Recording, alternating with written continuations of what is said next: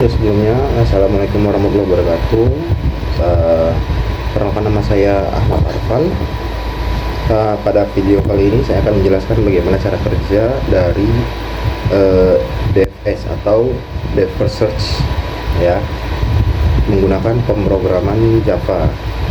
Kita akan membuat sebuah graf sederhana, ya, sesuai dengan soalnya, yaitu dengan 7 simpul A1 sampai A7, lalu menjalankan algoritma DFS untuk menjelajahi semua simpulnya.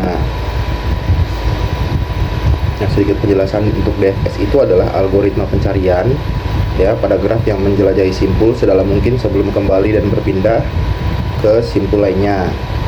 Jadi dengan kata lain, DFS akan terus masuk ke dalam cabang graf sampai mentok, gitu.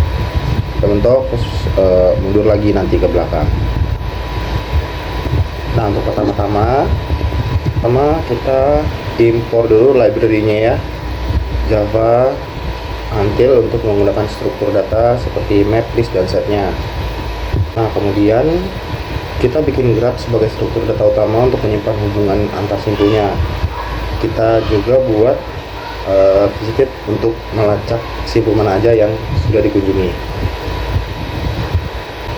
Nah, ini adalah bagian dari inisialisasi grafnya. Kita sambung simpul-simpul sesuai pertanyaannya, ya, sesuai gambar yang sudah ditentukan pada lembar soal.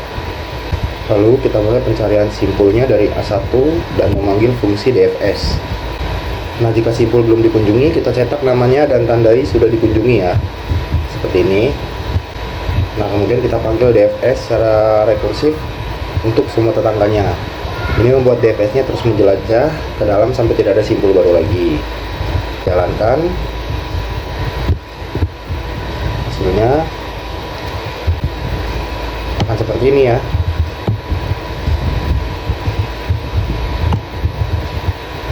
Ya, tuh. Hasilnya akan seperti ini. Jadi ini menunjukkan urutan DFS masuk sedalam mungkin lalu kembali ke simpul sebelumnya.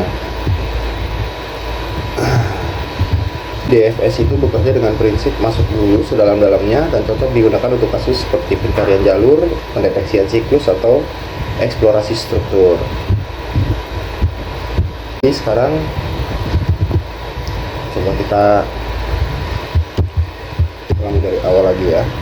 Terus untuk menyelesaikan soal kedua, yaitu BFS atau Breadth Search. Sama seperti DFS tadi, kita gunakan graf dengan 7 simpul, yaitu A1 sampai A7, dan menjalankan BFS untuk menelusuri seluruh simpulnya.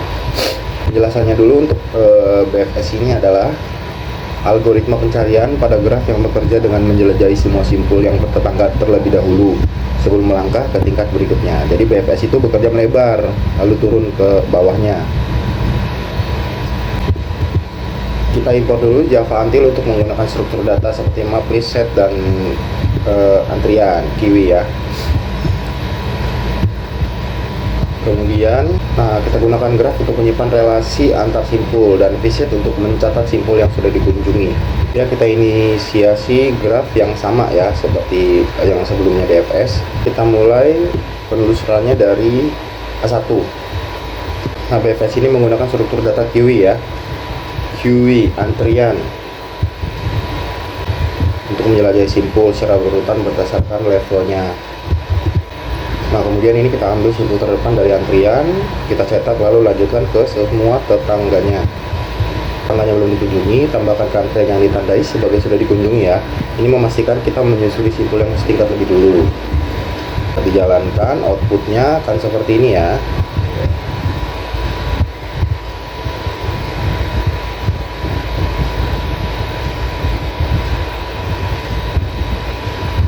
Nah, saat dijalankan outputnya akan seperti ini.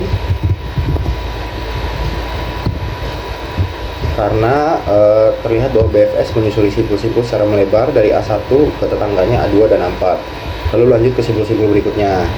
Jadi BFS ini lebih cocok digunakan untuk pencarian jalur pendek dalam graf tidak berbobot atau ketika kita ingin menjelajahi secara level by level. Nah, jadi sekiannya penjelasan saya tentang algoritma BFS dalam bahasa Java. Kita sekarang udah bisa membandingkan kedua algoritma ini dan memahami kapan waktu terbaik untuk menggunakannya. Terima kasih. Assalamualaikum warahmatullahi wabarakatuh.